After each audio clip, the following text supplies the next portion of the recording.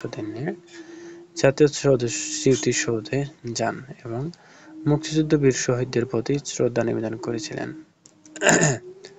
জানা যায়, দ্বাদশ জাতীয় সংসদ নির্বাচন নিষ্কর্ষ বিজয় অর্জনের ৪ দিন পরেই শেখ হাসিনা পঞ্চম মেয়াদে পদে মূলত নবনির্বাচিত এবং শপথ গ্রহণ নেন।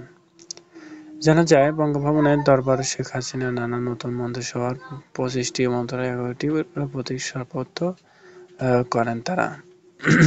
এ সকল কার্যক্রম মূলত প্রধানমন্ত্রী শেখ হাসিনা সরকার গঠনে করেন তারা এবং নানা ক্ষেত্রে নানাভাবে মূলত এসব কার্যক্রমগুলো চালিয়ে যান।